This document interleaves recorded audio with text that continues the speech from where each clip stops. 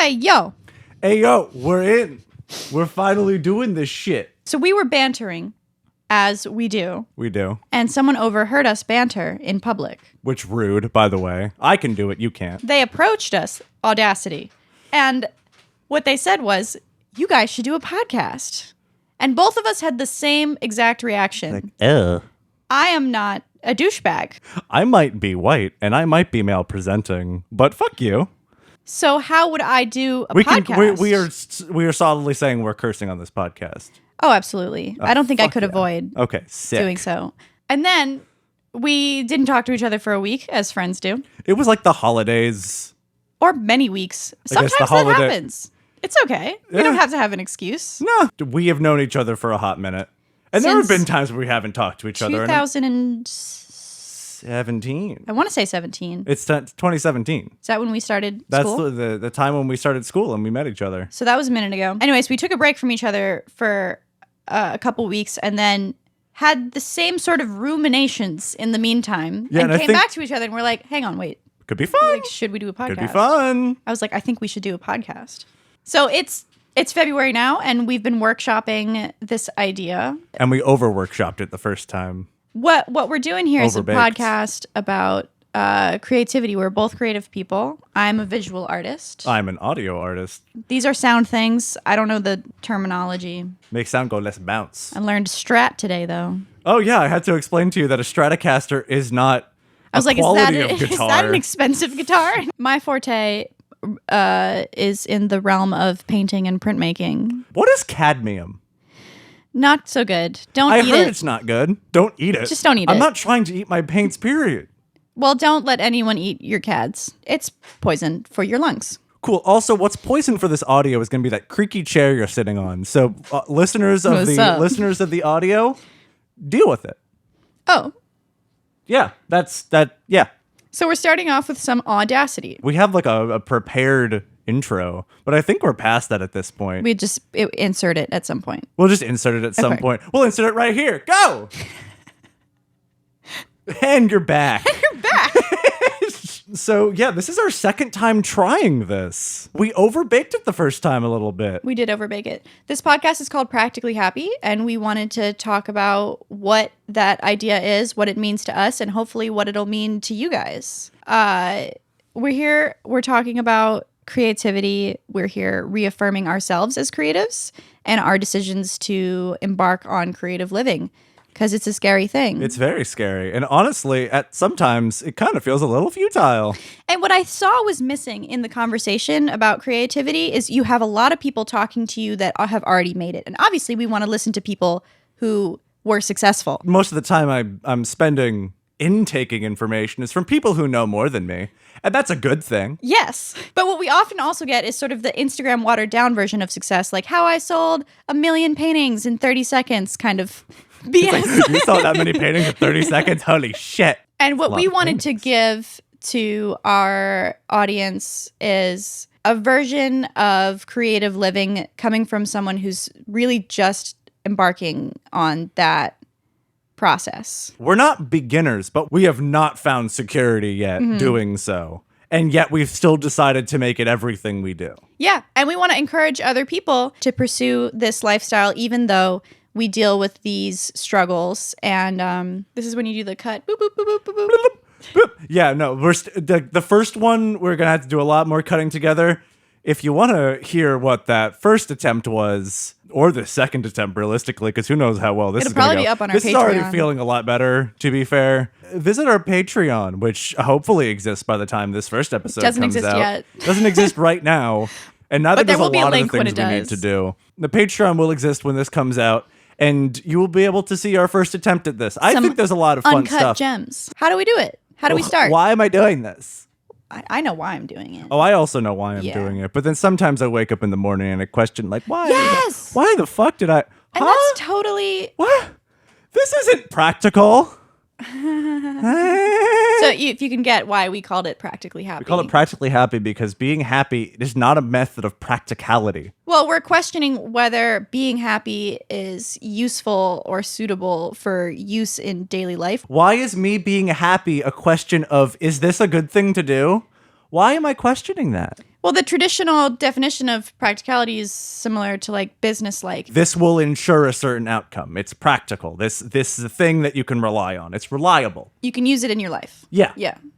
But is happiness not? Right. Is happiness not practical? So we're shifting paradigms. We're not like us two are not going to like shift the paradigm, but we're part of the conversation You can just also as much as you do it in your own life. Like, yeah, just as much as everyone else who is taking that step forward and being just like, I'm going to do the thing that makes me feel complete, Right. because that's what's actually practical. That was a motorcycle. Vroom. There's This cars is outside. Bushwick, Welcome Brooklyn, to baby. Bushwick, Brooklyn, baby. Yeah, that's where we're at. We got rats, trash, and loud noises. Woo! Another thing we're going to do is keep you up to date with our creative endeavors and moves because we're making them. I keep looking up at the camera that's filming you as if it can see me. It can't. Give some variation to your eye movement. You They see, say I that's good insulted for your... you for looking at the audio at the beginning of the episode, Hey. and then I keep doing that. Hey, Put me in my fucking place. hey. Where that's edging on like some weird listeners of the pod will not understand that she just used the cable of her microphone in a whip-like fashion, adding some different context to I what call that it- entire Zazz. zazz. That's what that is. No piz. I have some zazz. Just zazz. What I wanted to ask you Yes. is how are you doing creatively? I am terrified on a daily basis. Uh-oh. I mean, creatively, I feel fulfilled in the fact that I am doing the thing I love doing. I'm an audio engineer. I like being able to put my grubby little fingers on how sound wiggles. There's quite literally nothing else that makes me feel like an alive specimen than that. However, it's very hard to do that as an antisocial hermit when I don't use social media, when I don't constantly show off the fact that I know what I'm doing, is difficult. How much of that is sort of like internal bias and how much of that... Oh, it's a lot Oh, of okay. internal bias. Just Oh, I curious. have a lot of imposter syndrome. That's another big one for artists. So that's the flavor of your creativity at the moment is sort of appreciating that you do this. A lot of my current practice is putting less between me and creation. I'm currently working on a larger studio plan and allow people to just like let loose on their creative heartstrings. We are currently in something that may look like a studio, however, it is. This is my living room, bedroom. essentially. Yeah, it's a one bedroom. It's a It's bedroom not and being a, used as a bedroom right now, which is how many bedrooms in this city I would think are used, especially by the creative community. some are used as kitchens. But yeah, my practice right now is in the phase of gratification. I want to gratify my practice so I can nourish other people's practices. Because I realize that's what my practice is in large part, is the nourishment of others. So we're scared, but we're feeling good about it. Oh yeah. I think that's a pretty good- We're in a great place to be at the phase we're at. But So- yeah, terrified still. I would relate. It took me a while to get here, but I feel like I'm in a place now where I'm sort of through what I needed to do in terms of confidence building. Yeah. I mean, obviously, it's not a straight line, like things go up and down all the time. But what I needed to do to give myself permission to be an artist above all else was to feel as if it's possible for me and feel as if I'm worth living my best life. So I do wake up in this sort of panicked state that you're describing. But once I'm able to sort of wake up, do my little morning routine, unplug the panic button, and hopefully, if I'm having a good day, see the big picture, that's when sort of the magic happens. I mean, I hate to be cliche, but we really do only have one lifetime in this body. And YOLO. What year was that? What year was YOLO? I want to say before Harlem Shake. Oh, fuck. For context. What's that? I don't know. When was Harlem Shake? I think definitely before Gangnam Style. When was Maybe Gangnam after Style? Harlem Shake. I don't know years. I just know trends. Yeah, so I guess I'm feeling good. There's a lot of anxiety and fear, but life is all about trade-offs. And I can tell you as a person who came out of a 9-to-5 schedule recently that the trade-off in terms of anxiety in particular was existential dread that I'm not living my life. I, in particular, discovered my creativity at a young age. So that's something that I can always look back at as like, well, that's probably part of my purpose here on this planet. And I traded that existential fear for fear that I'm not meeting society's standards, that I'm not meeting my own standards for what I should be doing, and questioning stuff about my basic needs. And that's huge, right? But it's not quite as big, or I think it's not quite as big as fearing that I'll have regrets on my deathbed, right? I mean, that's also pretty big. That's pretty big. I would debate that's worse, actually.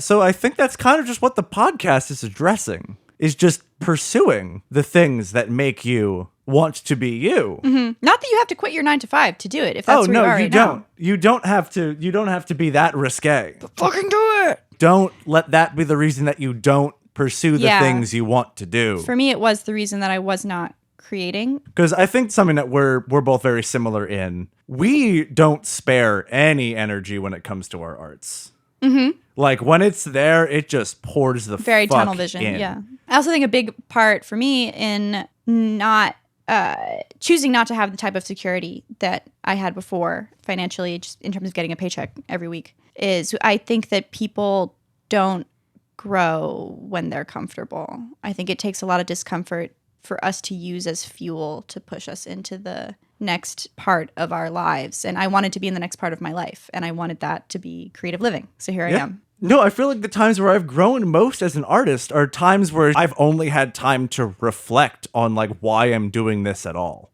And so much of like the creative growth I've even gone in like the past year and a half, 2 years is just realizing, no, this is what I want to do. Mm-hmm. Oh, fuck, how do I do this? Right. So here we are, and watch us fail. If you need it, if we fail, we'll talk about it. If you need someone to take the hit so that you feel like you either can or can't do this, that's what we're here for.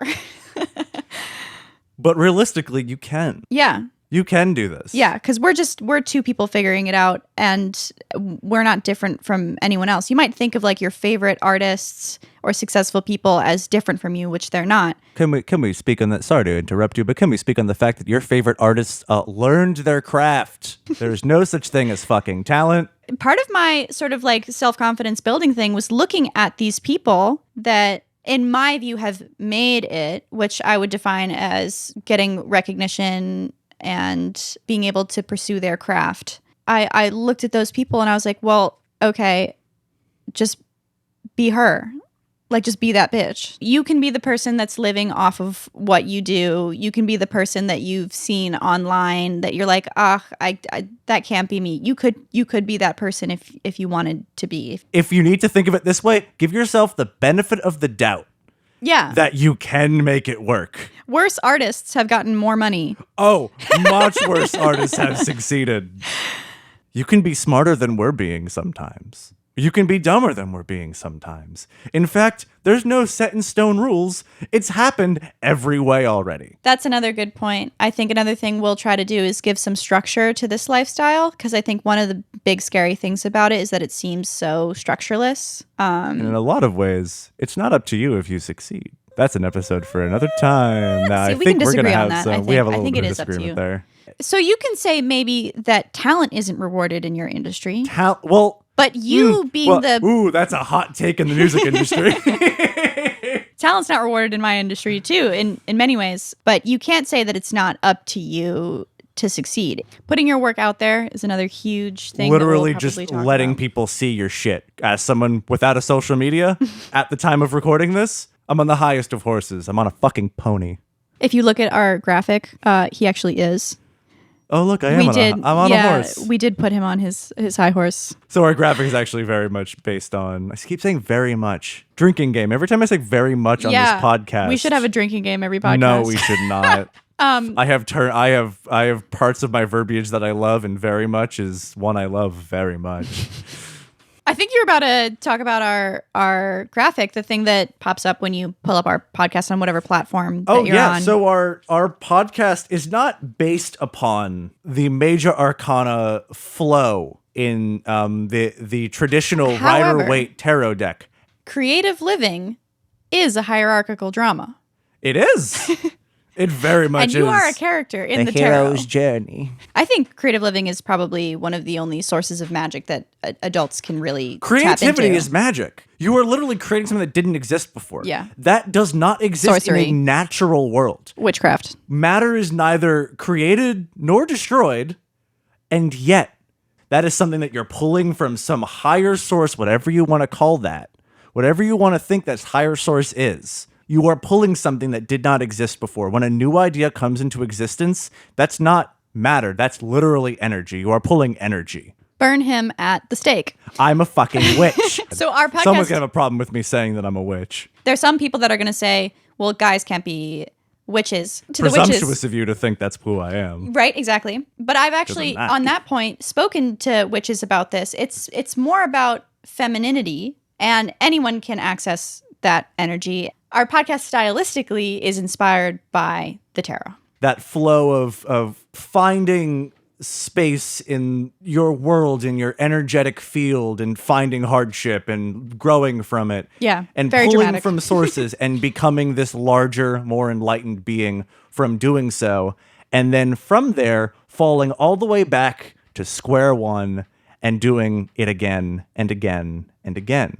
Because the And we're having flow- a great time doing it, because that sounded kind of scary. I just want to say, like, Oh, it's terrifying. No, I'm on the side of it's terrifying, but I have not stopped doing it yet. yeah. And in this creative world, we have our kings and our queens. You probably know who yours are. Those are great inspirations for you. And so at the end of every episode, we're going to do a pull from Noodle's deck. His nickname is Noodle. I am Noodle, by the way. We'll take a pull from my teeny tiny microscopic Rider-Waite deck. I love Cole's deck, and I love his readings. So you guys are in for She a loves real my deck. treat. I love his deck. I'm sorry. I had to. Please keep that.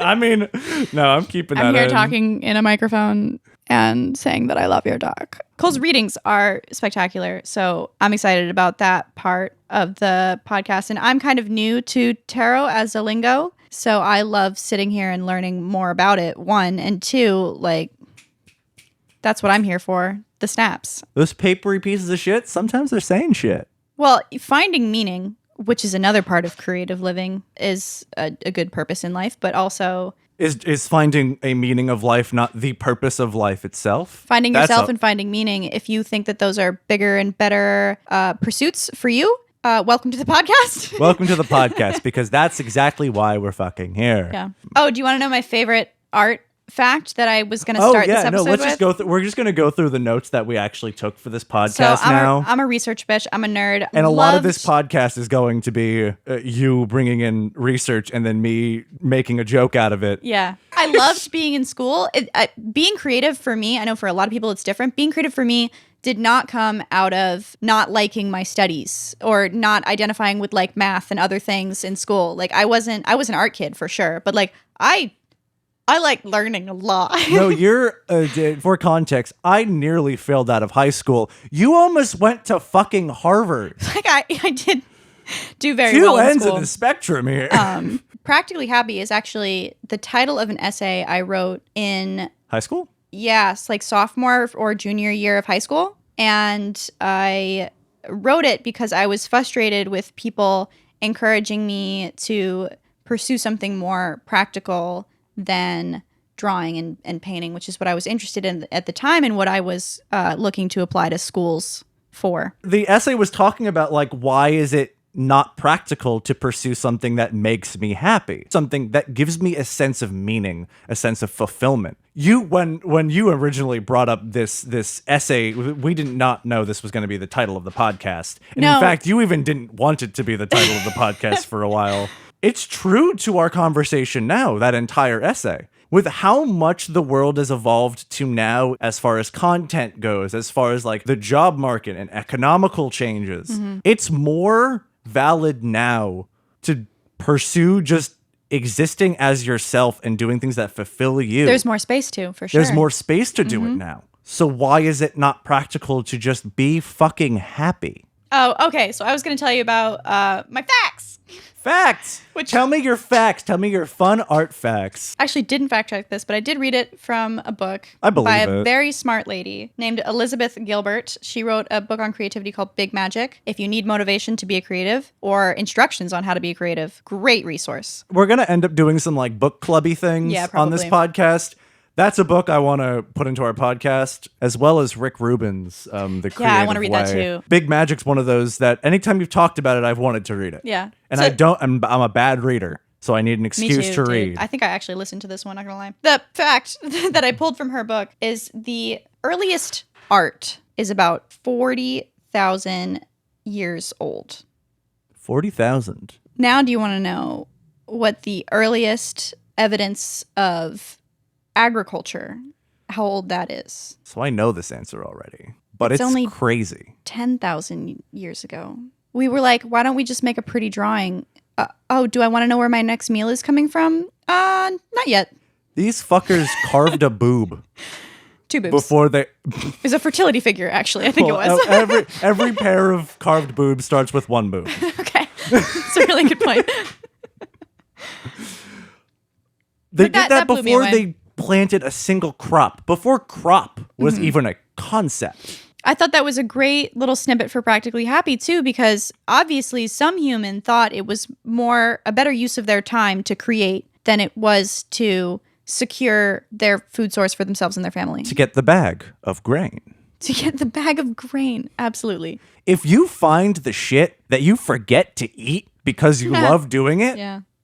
if you forget our agricultural growth because of your artistic growth, you found something that you should pursue more. Don't stop eating. Eat food, but also... Disclaimer.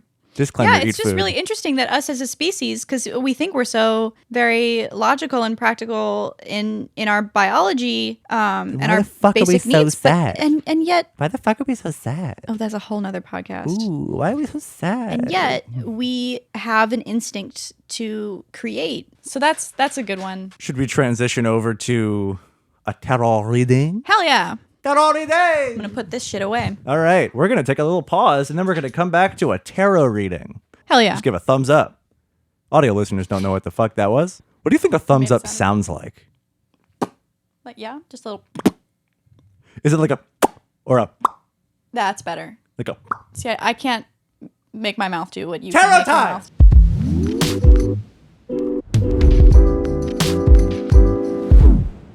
All right, so now we're into our next little segment. Gang. Sorry. We talked about this. I can go. We talked about this. We do not gang. No, this is the tarot portion. The tarot portion of Practically Happy, where we are going to pull from the Rider-Waite deck. Universal weight Universal weight. sounds like the politically correct way to say one size fits all. Interesting. I was thinking it was my like hot take. the bare minimum of consent, the universal weight. Universal weight. That moment between ask and consent is the universal Is the universal weight. So, gotta... No, we gotta wait. There's a lot of ways to read tarot. There's a lot of ways to read into the cards and their visuals. There's just generally different decks all around. I also have one by an independent artist. It has its own ethos to it. This is the Wanderer's Tarot by Casey Zambala. Cool. I just want to make sure we shout out our creatives when we can. This deck a lot. This is my affirming deck. When I want to be reaffirmed. We don't talk to the universal weight when we want to be reaffirmed. When it's just like, I've made a decision of which direction I'm going, help guide me. That's so funny. So your intuition already comes into play even before you start pulling. Oh yeah, because you're choosing decks. And I think a lot of people who read tarot, I'm not an expert in tarot, but yeah, your choice of deck and how each of them present to you and how each of their energies come and connect with your ability to read is something that's part of your palette to begin with. Ooh, I like how you call it a palette. So we're going to read from the Universal Weight. I like using Rachel Pollack's 78 Degrees of Wisdom. In general, it just resonates. Do you want to make the theme a little bit more broad and talk about how these readings relate to creative living and where we might be on the arc of our creative journeys at this time? Let's do that. I always like to have one card fly out for me That looks so a bit I can sad. check myself. That makes sense to me. Pick any 3 cards. This one's jumping. Jumping. Oh, I wanted that one. But that one almost came with her, so why don't we take her too? And what else do I want? This one. Very intriguing. Tell me about it. We will tell you about it, but first, this is the top, and this is the bottom. So now we're gonna have a little bit where I can peruse my literature. Please hold.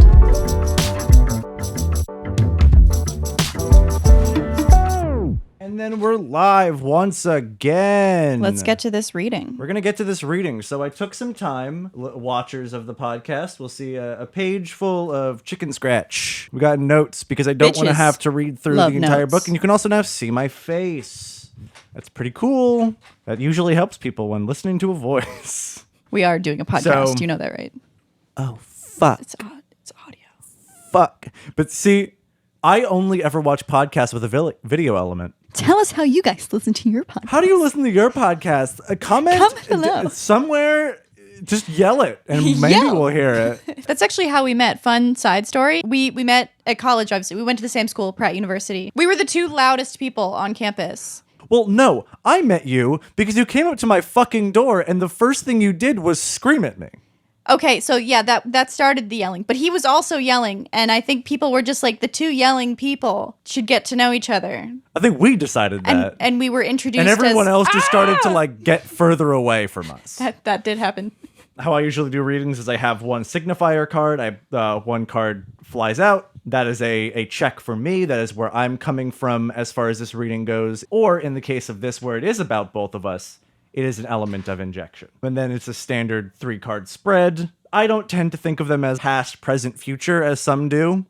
I like to think of them as an entire message, an intuitive string. And then, as you suggested, we have top and bottom of the deck, which I currently don't know what those signify because I don't tend to do those readings. And while I took notes, sound of paper, sound of paper, sound of paper, you sound of phone, sound of phone, sound of phone, tap, tap, tippy tappy, looked up what that means. So first we had the 5 of Cups reversed, whereas the 5 of Cups upright is very sorrowful, very a mourning of loss, but a rejection of what remains. The person's looking away from cups that have not yet been tipped over. Reversed, however, is the acceptance of there's things that remain and things to grow from in the face of this loss. And this is my signifier card for a solid amount of like the beginning of my creatively affirming audio career, because I had worked in like larger studios and I had done like the production house sort of thing, and then I worked creatively with an artist who I will not name on this podcast, and I very much looked up to this person, and I still think they're an incredibly creative person and incredibly talented person,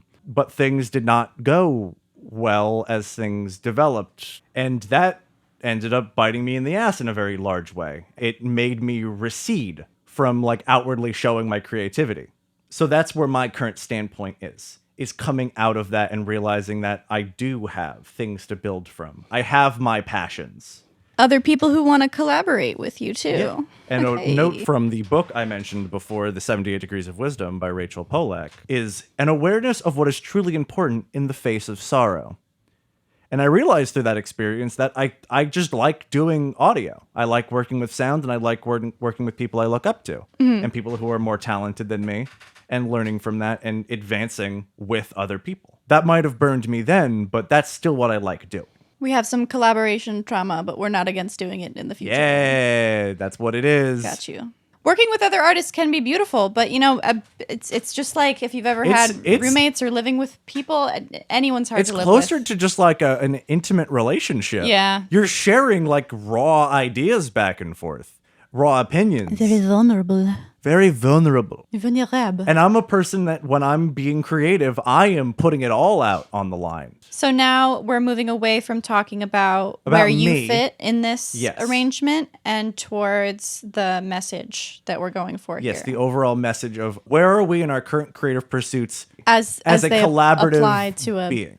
a dramatic hero journey. Yes, which realistically, all of us are on our own dramatic hero's journeys. Well, that, and I think once you realize that it is sort of almost like a narrative, there's a lot more brevity. Like you can be a little more light with it. We're all taking part in a big cosmic joke right now, and if you take a step back and look at it like a story, getting funnier. It is funny. I would say hilarious. No, it's hilarious, but it's getting harder and harder to laugh. So we get to the Two of Wands reversed, which upright, love of battle can leave dissatisfaction upon victory. Loving the battle so much that when you succeed, there's nothing left for you. That's a good creative warning. Letting go of the fact that you will succeed to just exist doing something that brings you that passion. Yeah, it's about the journey, not where you go. Exactly. For sure. And we talked about this earlier, is that you just have to give yourself the benefit of the doubt that it can work. And you just have to let yourself do it. We are not achievement-oriented people. We're definitely process-driven people. Yeah. In Rider-Waite's own verbiage, there's the combination of surprise, wonder, enchantment, trouble, and fear is what this card signifies reversed. It is the submission enchantment to all and of fear. Larger than self ideas and larger than self passions. Doing and like submitting yourself to that's fucking terrifying. I talked about this at the start of the podcast, the start of this episode. Was our check-in. It's fucking terrifying. I'm enchanted by this thing that I found that brings me a sense of Enchantment self. is a good word. But holy shit, I have to do this. Now you got to put in the work. Yeah. Well, if you're not going to enjoy getting to whatever and you're going to get to, it's going to be just as disappointing. Then the result can't be that great, can it? We can do our best to like congratulate ourselves for where we're at relative to where we were. But I think everyone knows at this point in life, just because you've hit a milestone doesn't mean you feel finished or successful. No. We then move to the Nine of Swords reversed. The Nine of Swords upright speaks a lot to reservation. Pulling yourself back in order to heal, in order to repair, but sometimes just to like dull yourself because existing is too much. Did I write something good here? The flattening of self in pursuit of security. Ooh. So we reversed that, though. But we reversed it. So what does that mean, It is a cautious breaking down of those walls. Like, you need that time to dig into yourself a little bit to be able to express yourself to your fullest extent. Because, realistically, being creative, you need to let yourself be on the line a little bit. Well, it just takes like the utmost level of honesty with yourself that you can muster at a given stage in your life. And it's not easy. I think life makes us more honest as we keep living it. But starting out as a creative, you really got to meet yourself where you are, because producing something that is inauthentic is not only not interesting for you, but no one else is going to resonate with it, which is that's an interesting creative magic in the world of inspiration. It's just intent. The pandemic did this for a lot of people, realistically. Just like, who the fuck am I? And so then we move from there to the Queen of Cups. Not my phone! Cups are very healing-centric, creative-centric, the emotive tides. It is your ability to create, your ability to feel self. Now, the Queen is joining consciousness to feeling and acting in awareness of love and passion. Willpower alone will not unite imagination and action, only love and understanding of one's passion. Hey! This loving intelligence gives way to visions and practical executions. This is why I love this shit. Because it literally took us on a journey through those, and now we're...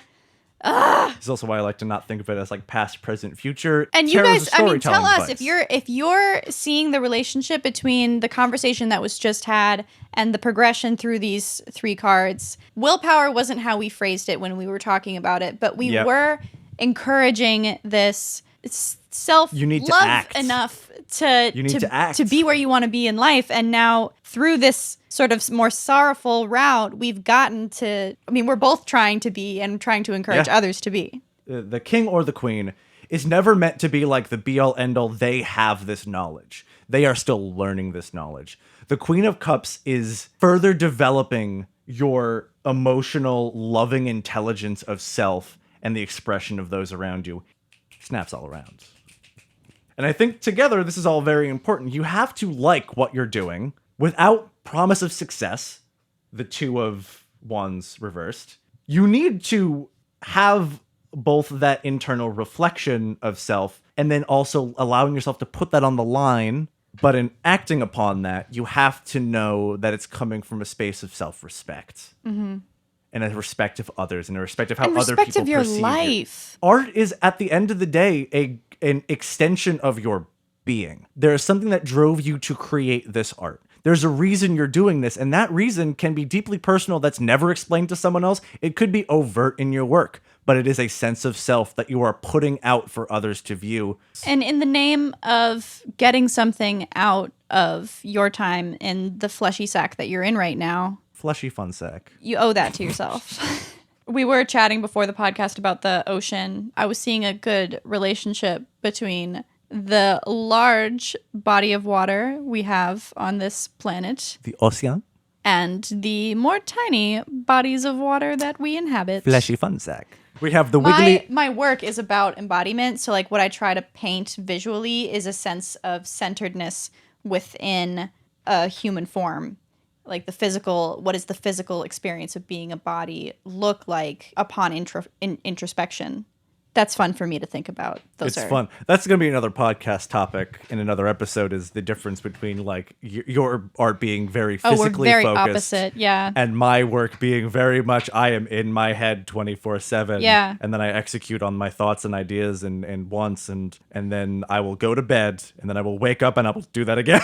If you're familiar with the chakra system, Cole is very much crown and third eye energy. And I'm very much like root, sacral, sexual I got energy. got very little root. Let's move on to the Moving on. top and bottom of the now, deck. Do tell. Do you want to read, or should I tell you first? No, I want you to tell me what they mean, because I already have down Okay. what these two mean. So bottom is much more significant than top. Which one was bottom? Bottom is the second card, so it's top and bottom. So we had Tower reversed as the top, and then the Five of Wands. Okay, so bottom. Five of Wands actually has, the bottom card actually has a name. It's Okay. called the Shadow. The Shadow. And it is supposed to be the hidden information about this arc here. It's supposed to be, I mean, underneath, it's the bottom card. It's the shadow. It's what's hidden. Fucking Punxsutawney Phil shit. That was funny. The top card is not very often used based on my research of how people tarot. If it is simply a little addition. I don't think either of these aren't discussed earlier in the readings. Again, we have a reversed Tower and a Five of Wands as top and bottom. And the Tower is a card that has come up in my readings the most out of any card of the deck. This could be another signifier for me, realistically. Mm-hmm. The description that I have empathized with the most out of any is chaos before perfection. It's an intense card. And there's a lot of chaos, there's a lot of destruction. What comes out of that, as we've talked about with my own signifier in the Five of Cups reversed, is that what comes from that is further growth. That's a good way to describe the creative process as well. At least my creative process is very unorganized until it becomes organized. I don't start. But reversed, there's an illusion of putting up defenses against this lightning so that it does not destroy the tower and it does not throw it from its boughs. So then it's a more personal reading. And thus, you never find that growth. You may find something that tremendously uproots your being. But what you put back together is not an entirely different person. It is an evolved form. Mm-hmm. And you need to allow that to happen. Like how, I think I mentioned earlier, how growth comes from discomfort. Yeah, So it does. when it's reversed like that, it's almost like a suggestion. Self-help to be means nothing discomfort. if you don't admit that you're the self that needs help. Ooh, zinger. Ooh, wow. This is a philosophy podcast now by That's someone who's never studied philosophy ever. Modern philosophy. It's just people with a podcast. Oh my God. Can that be the clip from this episode? Modern philosophy. It's just people with a podcast. It's just a white dude with a podcast. So the more significant bottom card, as you've said, The Shadow. This is the hidden message. is love of the fight. Is seeing life as a battle, a struggle sought after for what action and experience it provides. Like children with toy swords forming camaraderies. To tie this into your fun fact about art, about that vastly predates like societal systems. Every single human attempts to express themselves. Creating art is a means of talking about that expression in its own right. Everyone's showing their means of expression. So it's not cosmic energy that you can't touch anymore. The conversation's very physical. And I can see that what you do is your form of expression. You can see what I do is my form of expression. Without even having to talk about it, we're having a conversation about how we exist as people. In just practicing art, you're attaching yourself to every other creative. You're joining this web. It's play. That was a good reading. We had a good reading the first time we did this. I think this reading... We'll post that as like an extra. It'll be on the... Not my camera! So sorry. You'll see the plants that I struggle to maintain. You got plants?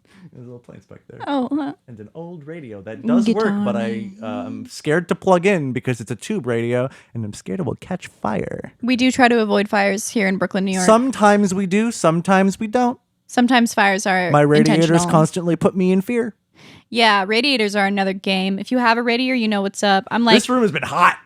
I'm excited for your creative future. I'm expecting. I'm expectant I'm of your creative expectant of your creative future. Actually, That's I another good expect soundbite. greatness from you.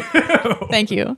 So one thing that has always kept us in touch with each other is our interest in each other's creative life. Like sometimes we've lost touch as friends or people that maintain a deeper connection emotionally, but I think that we make work so differently, and I am, what was the word? Enchanted by your creative process. I believe in it, and I feel like you also got some stock in me. We want to also be that for our listeners. We want to. That is the goal of this podcast. Be those forces is of, to be like, just like, do it. You, as in everybody, has The grand you. The grand you each have something so special to contribute. Figure out how to do it and do it, because you owe it to yourself and to the world and to your life on this planet. You also owe it to yourself to just be happy and do things that make you want to exist. Mic drop. Don't drop my mic. It's a 58. It'll survive. And on that note, thank you for listening to the first episode of Practically Happy, and I hope you're interested enough to keep listening. We have a Patreon up. We're still working on what that Patreon's going to be. We're still working on podcast topics going forward. If you join our Patreon, something. you get to decide the topic of an episode if you have a good idea You'll for also it. be able to submit your Good ideas own only. questions, and then we'll have we'll have like Q&A sections Yeah, like in that'd the be middle great. of the episode. That'll be nice. Well, stay tuned, because all that is going to be very exciting. And with that, I bid you adieu. Do something! Jingle, jingle, jingle.